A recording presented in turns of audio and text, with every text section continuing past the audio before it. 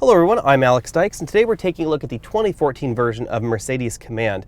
Now we're inside a Mercedes-Benz E-Class, so this does not apply to the brand new Mercedes-Benz S-Class or the recently announced 2015 Mercedes-Benz C-Class, because those use a new version of COMAND, and it's not the same software that we're taking a look at right here in our E-Class. The heart of the system is this 7-inch LCD nestled right into the dashboard.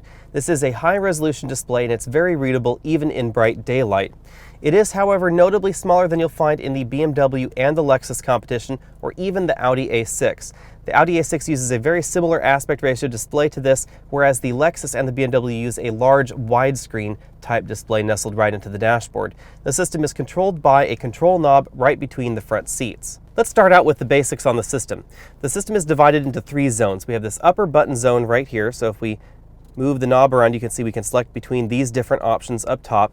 This middle zone, we toggle the button down to interact with this particular zone, and we can dial across, as you can see right there. You can also click down and search for things, hit the back button. Taking the control knob down one more, we get to this bottom row of buttons. That's where we can access our media interface. That's where we define our normal track sequence, random track sequence, or medium random. That's not quite as random as regular random. We can also search our media device. We can access playlists, artists, albums, genres, tracks, etc. We're using an iPhone right now, but it's very similar whether you use a USB, an iPhone, or any other media device integrated with the system.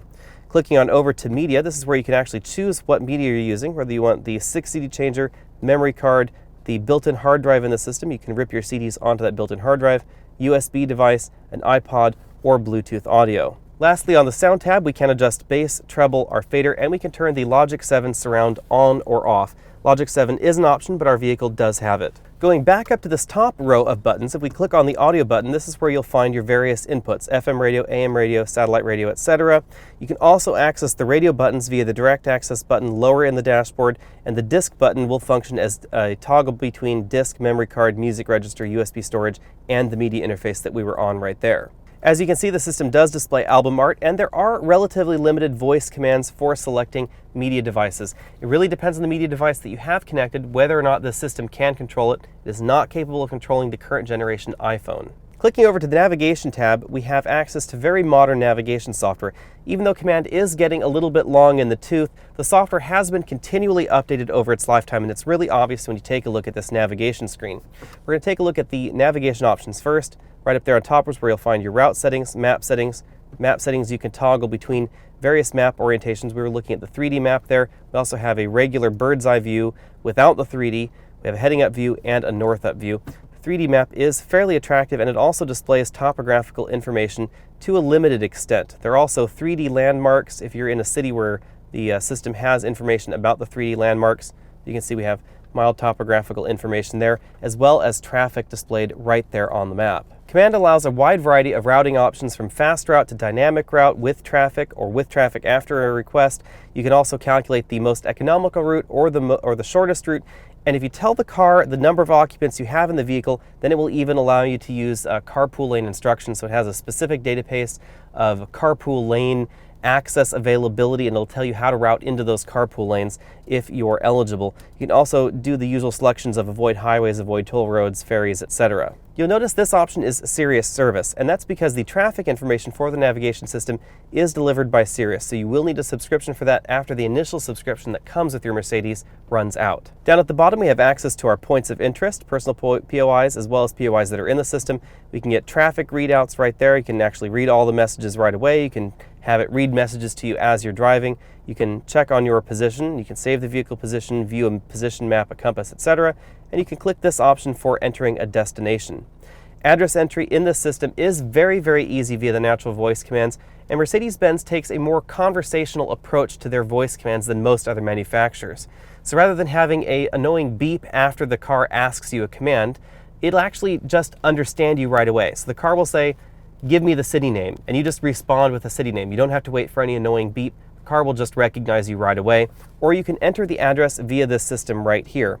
Unlike Mercedes, Volvo, and a number of other manufacturers, you cannot enter an address into the system using the command knob if you're in motion. So that means the passenger cannot do it for you, but you can enter an address while you're moving with those natural voice commands. And again, the voice commands, as far as competition goes, are actually better than just about everybody else in this segment, even though COMAND is getting on in age a bit. So if you're entering an address, via this system, it's more likely than not going to recognize you, whereas some of the competing systems may have difficulty with certain addresses. The phone interface is your fairly typical phone interface. We do have a hard bank of buttons down below the screen so you can dial with a normal telephone dial pad if you prefer. I do find that very handy in this system.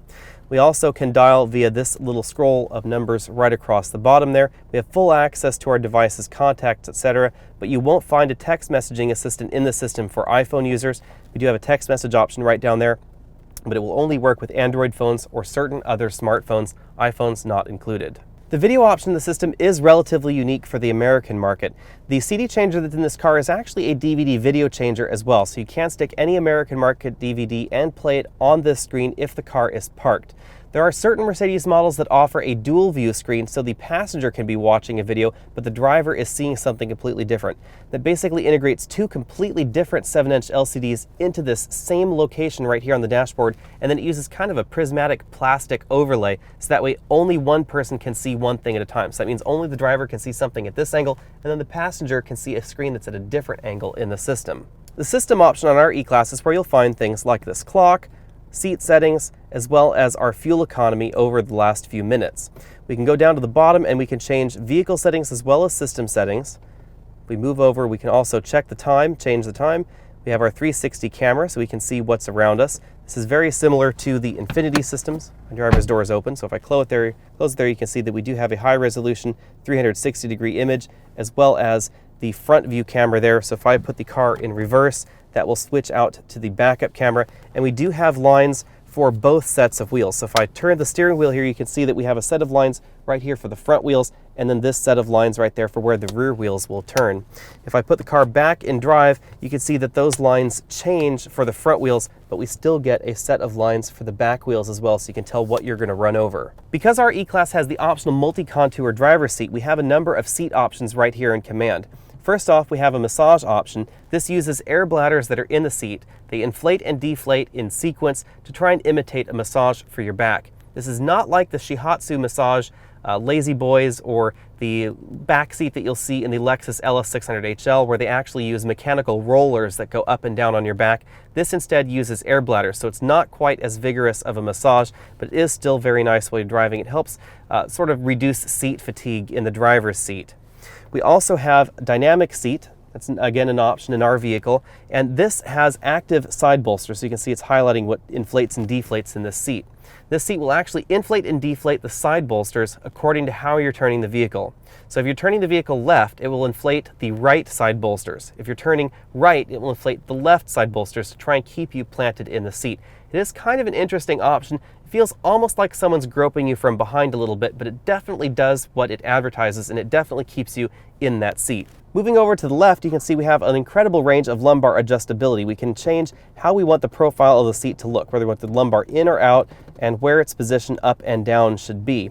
This is also available in the memory system, so you can set your particular lumbar support, and then when the next person drives the car, they'll get theirs. We also have the option to inflate the sides of the seat manually, high or low in this seat. If your seat is inflated to the maximum, then the dynamic seat inflation isn't going to do a whole lot to you because they're inflated as far as they can go. We can also extend the bottom seat cushion.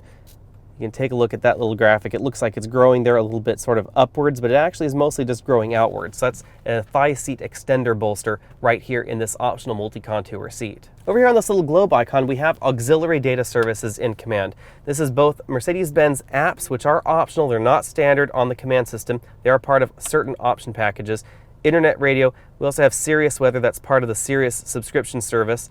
And we also have access to the Mercedes-Benz mobile website, as well as an operator manual, or you can actually web browse any URL that you so desire using this enter URL right there. We also have an internet favorites option.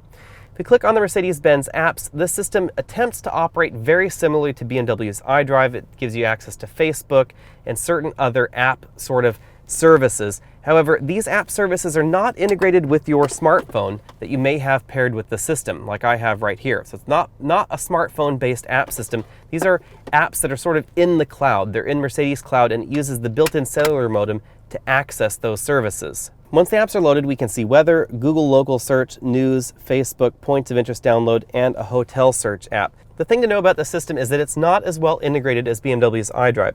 So we click on the Facebook app right here. We actually have to log into Facebook separately. So it's not capable of just pulling your Facebook information off your phone and then trying to log into it in this interface and then displaying you the data right in this interface. It's not doing that. So this is actually a completely separate system. So you have to actually agree to this. You have to log into your Facebook account using the system, and then you can interact with it.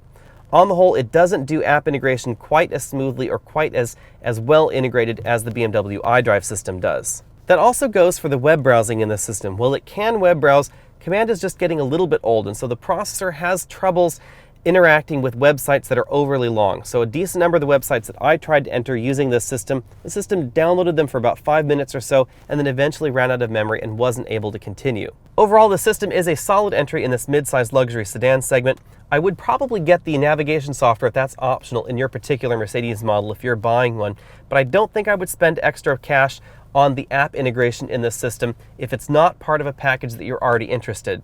It seems that Mercedes is really bundling that app integration with various other option packages in the vehicle, so it may not be a standalone option, so that may not really be a problem for you. But if it is a standalone option in your particular vehicle that you're looking at, I don't think I would spend the extra money for that.